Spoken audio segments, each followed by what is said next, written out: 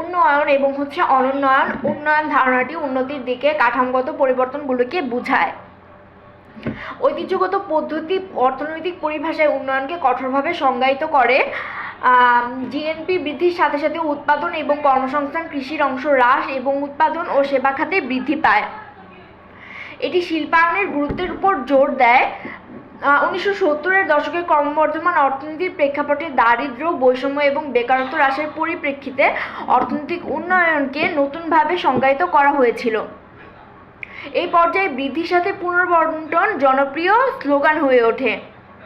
Michael P টোডারোকে উদ্ধৃত করতে, অতএব উন্নয়নকে একটি বহুমাত্রিক প্রক্রিয়া হিসেবে কল্পনা করা উচিত, যাতে সামাজিক কাঠামো, জনপ্রিয় দৃষ্টিভঙ্গি এবং জাতীয় প্রতিষ্ঠানগুলির পাশাপাশি প্রবৃদ্ধির ত্বরান্বিতকরণ, বৈষম্য হ্রাস এবং চরম দারিদ্র্য দূরীকরণ অন্তর্ভুক্ত থাকে। বিপরীতে অনুন্নত দেশগুলি ইউসিডিসি প্রাথমিক খাতের প্রাধান্য দ্বারা চিহ্নিত করা হয়, যেমন কৃষি, মাথাপিছু আয়, ব্যাপক দারিদ্র্য, আয় এবং সম্পদের বন্টনে ব্যাপক বৈষম্য, জনসংখ্যার বেশি, পুঁজি গঠনের নিম্ন হার, বেকারত্বের উচ্চ হার, প্রযুক্তিগত অনগ্রসরতা, দ্বৈতবাদ ইত্যাদি।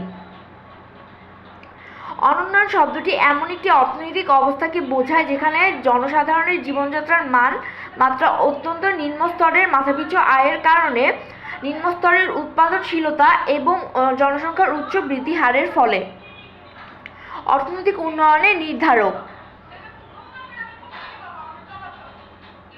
অর্থনৈতিক উন্নয়ন কোনো একক ফ্যাক্টর দ্বারা নির্ধারিত হয় না। অর্থনৈতিক উন্নয়ন নির্ভর করে অর্থনৈতিক এবং অ-অর্থনৈতিক কারণের উপর। এক হচ্ছে অর্থনৈতিক কারণ। প্রাকৃতিক সম্পদ। একটি অর্থনীতির বিকাশকে প্রভাবিত করার প্রধান কারণ হলো প্রাকৃতিক সম্পদের প্রাপ্যতা। অর্থনৈতিক উন্নয়নের জন্য প্রাকৃতিক সম্পদের প্রাচুর্য থাকা অপরিহার্য। প্রাকৃতিক সম্পদের ঘাটতি একটি দেশ দ্রুত বিকাশের অবস্থানে থাকতে পারে না। কিন্তু জাপানের মতো প্রাকৃতিক সম্পদের অভাবের দেশ সেগুলো আমদানি করে এবং প্রযুক্তির সাহায্যে দ্রুত অর্থনৈতিক উন্নয়ন অর্জন করে। দুই হচ্ছে মূলধন গঠন। পুঁজি গঠন অর্থনৈতিক বৃদ্ধির প্রধান চাবিকাঠি। পুঁজি গঠন বলতে মূলধনী দ্রব্যের বিদ্যমান মজুদের নিট সংযোজন বোঝায়, যা হয় উদ্ভিদ এবং যন্ত্রপাতির মতো বাস্তব এবং অথবা স্বাস্থ্য, শিক্ষা এবং গবেষণার মতো অস্পষ্ট। পুঁজি গঠন শ্রমের উৎপাদনশীলতা বৃদ্ধিতে সহায়তা করে এবং এর ফলে উৎপাদন এবং আয়ও বৃদ্ধি পায়। এটি উৎপাদনের উন্নত কৌশল গঠনের সুবিধা দেয়। এটি প্রাকৃতিক সম্পদের ভালো ব্যবহার, শিল্পায়ন এবং বাজার সম্প্রসারণের দিকে পরিচালিত করে, যা অর্থনৈতিক অগ্রগতির জন্য অপরিহার্য।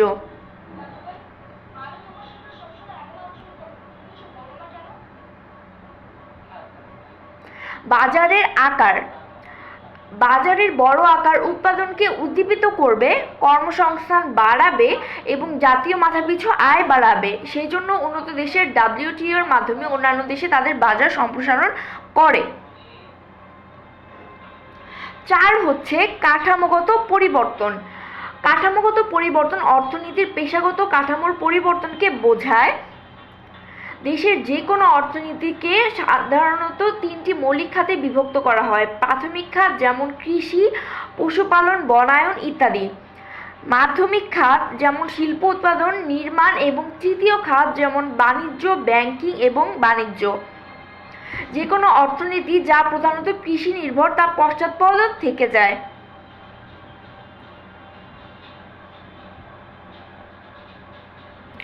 আর্থিক ব্যবস্থা। আর্থিক ব্যবস্থা বলতে বোঝায় দেশে একটি দক্ষ এবং সংগঠিত ব্যাংকিং ব্যবস্থার অস্তিত্ব। পুঁজির সহজলভ্যতা সহজতর করার জন্য একটি সংগঠিত অর্থবাজার থাকতে হবে। 6 হচ্ছে বিপণনযোগ্য উদ্বৃত্ত। বিপণনযোগ্য উদ্বৃত্ত বলতে বোঝায় কৃষকদের দ্বারা তাদের পারিবারিক ভোগের চাহিদার উপরে এবং তার উপরে চাষ করা মোট খামার উৎপাদনের পরিমাণ। এটি একটি উদ্বৃত্ত যা আয় উপার্জনের জন্য বাজারে বিক্রি করা যেতে পারে। এটি অর্থনীতির অন্যান্য খাতে ক্রয় ক্ষমতা, কর্মসংস্থান এবং আউটপুট বাড়ায়। জাতীয় আয় বৃদ্ধির ফলে দেশের উন্নয়ন হবে। 7 হচ্ছে বৈদেশিক বাণিজ্য। যে দেশ বৈদেশিক বাণিজ্যের অনুকূল ভারসাম্য এবং বাণিজ্যের শর্তাবলী উপভোগ করে সেগুলি সর্বদা উন্নত হয়। এটি বিশাল বৈদেশিক মুদ্রার রিজার্ভ এবং স্থিতিশীল বিনিময় হার রয়েছে। 8 হচ্ছে অর্থনৈতিক ব্যবস্থা। যেসব দেশ মুক্তবাজার ব্যবস্থা গ্রহণ করে লেইস ফেয়ার, তারা নিয়ন্ত্রিত অর্থনীতির তুলনায় ভালো বৃদ্ধির হার উপভোগ করে। এটি কিছু দেশের জন্য সত্য হতে পারে, কিন্তু কিছু দেশের জন্য সত্য নাও হতে পারে। 2 নম্বর হচ্ছে অ-অর্থনৈতিক কারণ। অর্থনৈতিক উন্নয়নের সাথে মানুষের দান, সামাজিক দৃষ্টিভঙ্গি, রাজনৈতিক পরিস্থিতি এবং অর্থনৈতিক দুর্ঘটনার সাথে অনেক কিছু জড়িত। পুঁজি একটি প্রয়োজনীয় কিন্তু অগ্রগতির পর্যাপ্ত শর্ত নয়। 1 হচ্ছে মানব সম্পদ। উৎপাদনশীলতা এবং এর ফলে জাতীয় আয় বৃদ্ধির কারণে মানব সম্পদকে মানব মূলধন বলা হয়। মানব উন্নয়ন এবং অর্থনৈতিক প্রবৃদ্ধির মধ্যে একটি বৃত্তাকার সম্পর্ক রয়েছে। একটি সুস্থ, শিক্ষিত এবং দক্ষ শ্রমশক্তি সবচেয়ে গুরুত্বপূর্ণ উৎপাদনশীল সম্পদ।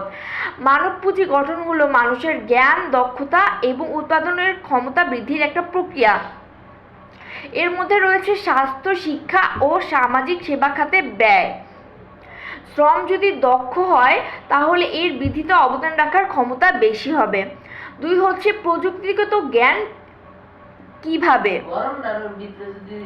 বৈজ্ঞানিক এবং প্রযুক্তিগত জ্ঞানের অগ্রগতির সাথে সাথে আরও পরিশীলিত কৌশলগুলি সব ক্ষেত্রেই উৎপাদনশীলতার মাত্রাকে ক্রমশ বৃদ্ধি করে। 3 হচ্ছে সামাজিক সংগঠন। লোকেরা তখনই উন্নয়ন কর্মকাণ্ডে আগ্রহ দেখায় যখন তারা অনুভব করে যে উন্নয়নের ফল সুষ্ঠুভাবে বিতরণ করা হবে। উন্নয়ন কর্মসূচিতে ব্যাপক অংশগ্রহণ উন্নয়ন প্রক্রিয়াকে ত্বরান্বিত করার একটা পূর্ব শর্ত। যখনই ত্রুটিপূর্ণ সামাজিক সংগঠন কিছু গোষ্ঠীর বৃদ্ধির সুবিধাগুলোকে উপযুক্ত করার অনুমতি দেয়, অধিকাংশ দরিদ্র জনগোষ্ঠী উন্নয়ন প্রক্রিয়ায় অংশগ্রহণ করে না। একে বলা হয় ক্রনি ক্যাপিটালিজম। 4 হচ্ছে দুর্নীতিমুক্ত প্রশাসন। দুর্নীতি বৃদ্ধি প্রক্রিয়ার একটি নেতিবাচক কারণ। দেশগুলো তাদের প্রশাসনিক ব্যবস্থায় দুর্নীতির মূলোৎপাটন না করলে ক্রনি পুঁজিপতি এবং ব্যবসায়ীরা জাতীয় সম্পদ শোষণ অব্যাহত রাখবে। কর ফাঁকি দুর্নীতির জন্ম দেয় এবং অর্থনৈতিক অগ্রগতি ব্যাহত করে। 5 হচ্ছে উন্নয়নের আকাঙ্ক্ষা। যে কোনো দেশের অর্থনৈতিক প্রবৃদ্ধির গতি অনেকাংশে মানুষের উন্নয়নের আকাঙ্ক্ষার উপর নির্ভর করে। কোনো দেশ যদি চেতনার মাত্রা কম থাকে এবং সাধারণ জনগণ দারিদ্র্যকে তার ভাগ্য বলে মেনে নেয়, তাহলে সেখানে উন্নয়নের সুযোগ কম থাকবে।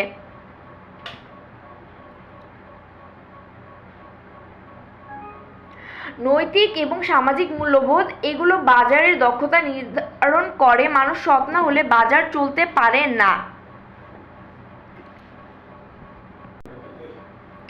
7 হচ্ছে পিতৃতান্ত্রিক পুঁজিবাদ। যদি সম্পদগুলি কেবল তাদের পিতামাতার কাছ থেকে শিশুদের কাছে হস্তান্তর করা হয় তবে শিশুরা কঠোর পরিশ্রম করবে না, কারণ সন্তানেরা সম্পদের মূল্য জানে না, তাই উৎপাদনশীলতা কম হবে।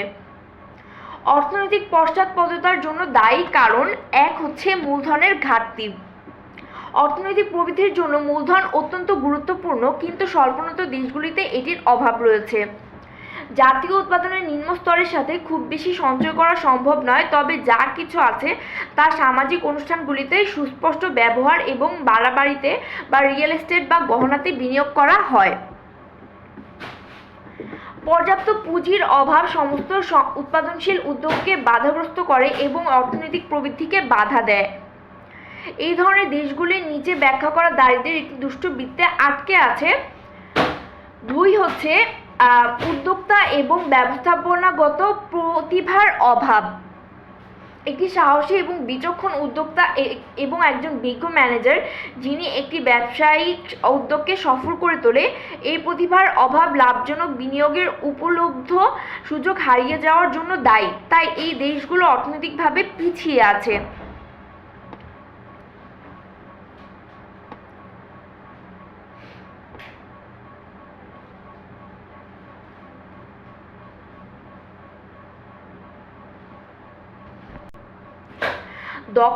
তিন নাম্বার হচ্ছে দক্ষ জনবল এবং প্রযুক্তিগত জ্ঞানের অভাব। অর্থনৈতিক প্রবৃদ্ধির পথে আরেকটি গুরুত্বপূর্ণ বাধা হলো প্রযুক্তিগত জ্ঞান এবং হচ্ছে দক্ষ জনবলের অভাব। উৎপাদন ক্ষমতার এই উপাদানগুলো তৈরি হতে অনেক সময় লাগে এবং বিদেশি প্রযুক্তিবিদরা খুবই ব্যয়বহুল, তাই অনুন্নত দেশগুলো অনুন্নতই থেকে যায়। 4 হচ্ছে বাজারের সীমিত আকার। প্রবাদপ্রতিম দারিদ্র্যের কারণে জনগণের ক্রয় ক্ষমতা খুবই কম, তাই উৎপাদনশীল প্রতিষ্ঠানগুলো পণ্য বিক্রিতে প্রতিবন্ধী। শুধুমাত্র একটি সম্প্রসারিত বাজারই লাভজনক বিনিয়োগের ক্ষেত্রে একটি ফলপ্রসূ ক্ষেত্র প্রদান করতে পারে এবং এর ফলে দেশের অর্থনৈতিক উন্নয়ন ঘটতে পারে। 5 হচ্ছে দুর্বল অবকাঠামো। পিছিয়ে পড়া দেশগুলিতে পরিবহন এবং যোগাযোগের পর্যাপ্ত এবং দক্ষ মাধ্যম, একটি সুসংগঠিত ও উন্নত ব্যাংকিং ব্যবস্থা এবং কারিগরি শিক্ষার জন্য পর্যাপ্ত সুবিধার অভাব রয়েছে। এগুলো ছাড়া কোনো দেশের অর্থনৈতিক উন্নয়ন সম্ভব নয়।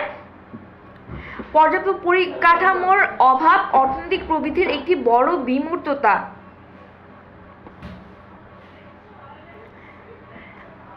6 হচ্ছে সামাজিক ও প্রাতিষ্ঠানিক সেটআপ। পিছিয়ে পড়া দেশের মানুষের সামাজিক রীতিনীতি এবং মনোভাব অর্থনৈতিক অগ্রগতির বড় বাধা। রক্ষণশীলতা, কুসংস্কার, উচ্চাকাঙ্ক্ষার অভাব, প্রথা এবং মর্যাদার প্রতি অযাচিত সম্মান অর্থনৈতিক অগ্রগতির উপর টেনে আনে। 7 হচ্ছে ক্রমবর্ধমান জনসংখ্যা। পিছিয়ে পড়া দেশগুলোতে জনসংখ্যা বৃদ্ধির বিস্ফোরক হার নিঃসন্দেহে তার অর্থনৈতিক প্রবৃদ্ধিকে বাধাগ্রস্ত করে। যতই উন্নয়নের ভুয়া জায়গা তা গিলে খাচ্ছে জনসংখ্যার ক্রমবর্ধমান জোয়ারে।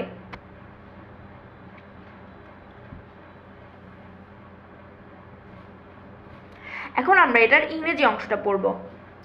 Chapter 1, topic 2, development and underdevelopment. The concept of development refers to the structural changes towards betterment. The traditional approach defines development strictly in economic terms. The increase in GNP is accompanied by decline in share of agriculture in output and employment, while those of manufacturing and service sectors increase. It emphasizes the importance of industrialization. During 1970s, economic development was redefined in terms of a reduction of poverty, inequality and unemployment within the context of growing economy. In this phase, redistribution with growth became the popular slogan. To quote Michael P. Todaro, development must therefore be conceived as a multidimensional process involving major changes in social structures, popular attitudes and national institutions, as well as acceleration of growth, the reduction of inequality and the eradication of absolute poverty. On the contrary, underdeveloped countries, the EDCs, are characterized by predominance of primary sector agriculture, low per capita income, widespread poverty, wide inequality in distribution of income and wealth, overpopulation, low rate of capital formation, high rate of unemployment, technological backwardness, dualism, etc. The term underdevelopment refers to the state of an economy where levels of living of masses are extremely low due to very low levels of per capita income, resulting from low levels of productivity and high growth rate of population.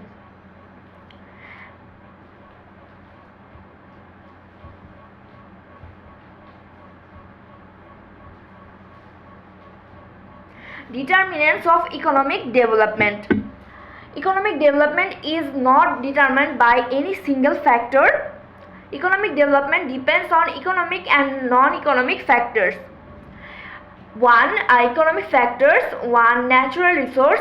The main factor affecting the development of an economy is the availability of natural resources. The existence of natural resources in abundance is essential for development. A country deficient in essential natural resources may not be in a position to develop rapidly. But a country like Japan lacking natural resources imports them and achieves faster rate of economic development with the help of technology. 2. Capital formation. Capital formation is the main key to economic growth. Capital formation refers to the net addition to the existing stock of capital goods which are either tangible like plants and machinery or intangible like health, education and research. Capital formation helps to increase productivity of labor and thereby production and income. It facilitates the adoption of advanced techniques of production. It leads to better utilization of natural resources, industrialization and expansion of markets which are essential for economic progress.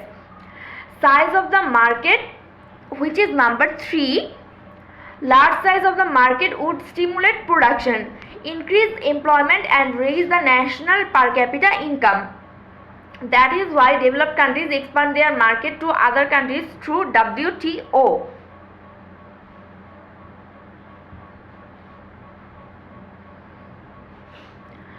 For structural change. Structural change refers to change in the occupational structure of the economy. An economy of the country is generally divided into 3 basic sectors. Primary sectors such as agricultural, animal husbandry, forestry, etc. Secondary sectors such as industrial production, constructions, and tertiary sectors such as trade, banking, and commerce. Any economy which is predominantly agricultural tends to remain backwards. 5. Financial system. Financial system implies the existence of an efficient and organized banking system in the country. There should be an organized money market to facilitate easy availability of capital. 6. Marketable surplus. Marketable surplus refers to the total amount of farm output cultivated by farmers over and above their family consumption needs. This is a surplus that can be sold in the market for earning income. It raises the purchasing power, employment and output in other sectors of the economy. The country as a result will develop because of increase in national income. 7. Foreign trade. The country which enjoys favorable balance of trade and terms of trade is always developed. It has huge forex reserves and stable exchange rate. Number 8. Economic system. The countries which adopt free market mechanism, laissez-faire, enjoy a better growth rate compared to controlled economies. It may be true for some countries but not for every country. 2. Non-economic factors. Economic development has a lot to do with human endowments, social attitudes, political conditions and historical accidents. Capital is a necessary but not a sufficient condition of progress. Number 1. Human resources. Human resources is named as human capital because of its power to increase productivity and thereby national income. There is a circular relationship between human development and economic growth. A healthy, educated and skilled labor force is the most important productive asset. Human capital formation is the process of increasing knowledge, skills and the productive capacity of people. It includes expenditure on health, education and social services. If labor is efficient and skilled, its capacity to contribute to growth will be high.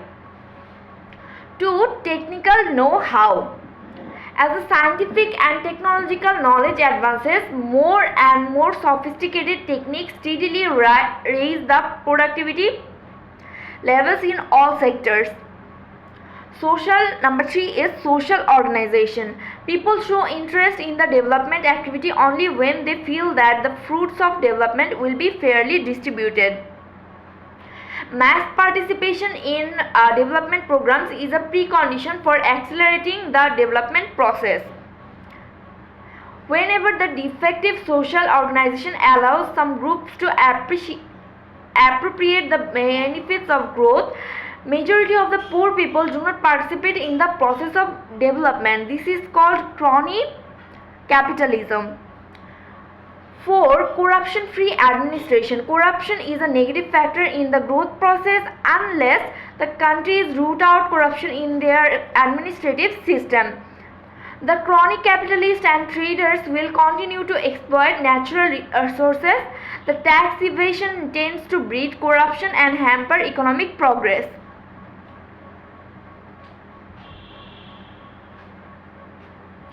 Five, desire for development. The pace of economic growth in any country depends to a great extent on people's desire for development. If in some countries the level of consciousness is low and in the general mass of people has accepted poverty as its fate, then there will be little scope for development. 6. Moral, ethical and social values. These determine the efficiency of the market. If people are not honest, the market cannot function. 7. Patrimonial capitalism. If the assets are simply passed on to children from their parents, the children would not work hard because the children do not know the value of the assets. Hence, productivity will be low. Causes responsible for economic backwardness.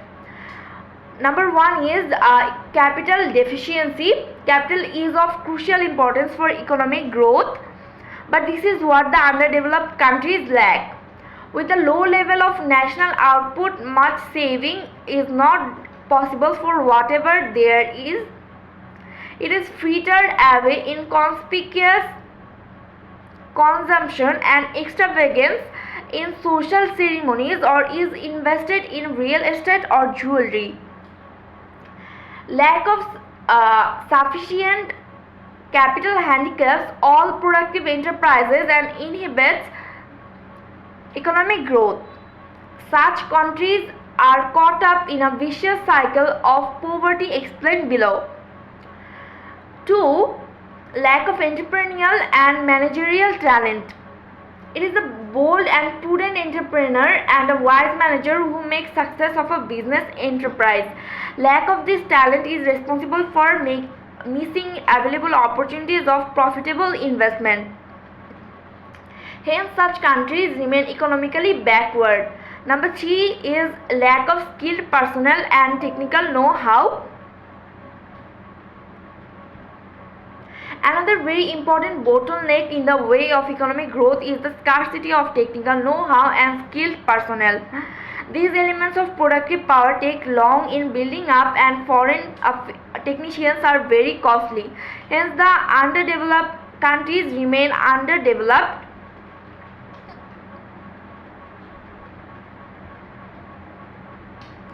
4 is limited size of the market. The purchasing power of the people is very low on account of their proverbial poverty. Hence, the productive enterprises are handicapped in the sale of goods. Only an expanding market can provide a fruitful field for profitable investment and result in economic development of the country. 5 is weak infrastructure. The backward countries lack an adequate and efficient means of transport and communications, a well-organized and developed banking system, and adequate facilities for technical education.